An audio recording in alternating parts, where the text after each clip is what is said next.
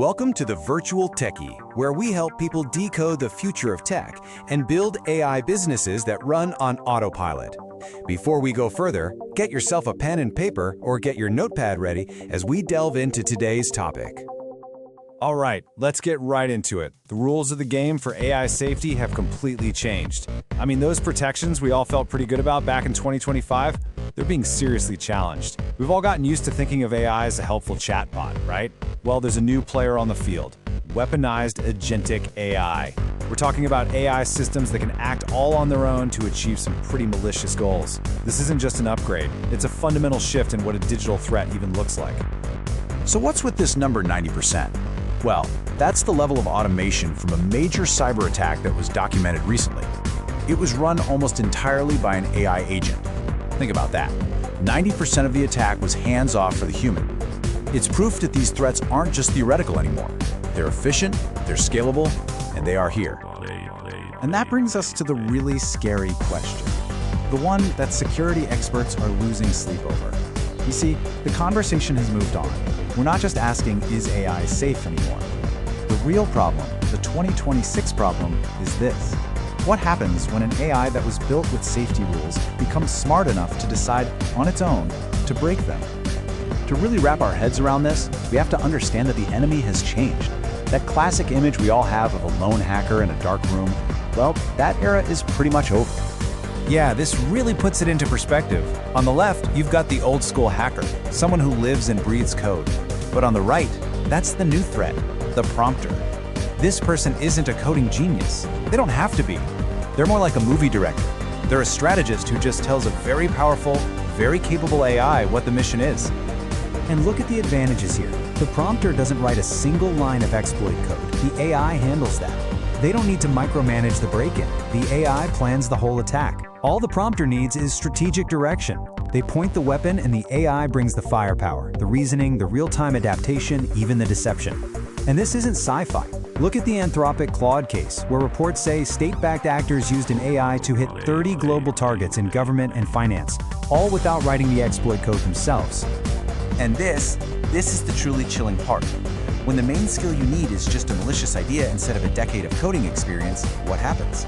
The barrier to entry for a catastrophic nation-state level attack just drops to basically zero. The game has been democratized, and not in a good way. So how in the world do you defend against this? Well, you can't bring old tools to a new kind of war. The answer has to be a new protocol, a whole new way of thinking about defense. It is absolutely time to fight fire with fire. Let's be brutally honest about why our old defenses are failing. Those static firewalls, they're sitting ducks for an AI that can adapt on the fly. Manual audits, far too slow. By the time you find the breach, the AI is already 10 steps ahead. And patching? Forget it. These new AIs can find vulnerabilities faster than any human team can fix them. This is where the counter-agent doctrine comes in.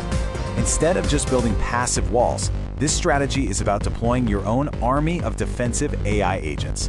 These guys are proactive. They're designed to think just like the attackers, to constantly hunt for holes in your own systems, and to patch them before a hostile AI can even find them. This quote just nails it. It's not about how high your walls are anymore. It's about how fast you can react. In this new world, speed is everything. It's the new armor. How fast can your defensive AI detect, block, and patch a threat? That's the only metric that matters. But look, defense isn't just about what's happening at the border. It's also about what's going on inside your network. And that means we need a fundamental rewiring of how we think about trust itself. That traditional security model that we all learned, verify, then trust, it's broken. It's completely broken. Why? Because an AI can fake a digital identity perfectly. It can manipulate logs, it can cover its tracks. Trusting something just because it passed a single checkpoint is like leaving your front door wide open after checking a visitor's ID once. So it forces you to ask a really uncomfortable question. In a world where an AI can perfectly mimic a trusted user, a critical system, or even your own boss, who do you actually trust? The answer is simple and stark. No one. You verify everything, always. This is the foundation of what's called a zero-trust architecture. You never trust implicitly. Every single request, every single connection gets verified every single time, no matter where it's coming from. And we have to go even deeper, to a concept called adversarial resilience. This is about building authentication layers that an AI just can't figure out because they rely on human intuition, not just data. Remember, in that Claude case, the attackers got in through social engineering. And AI can fake data all day long, but it can stumble with nuance, with intuition. That's the weak point we have to target. Which brings us to the final, and I think the most important part of this whole protocol. You can have the best tools, the best doctrines, but they mean absolutely nothing if the human element isn't upgraded too.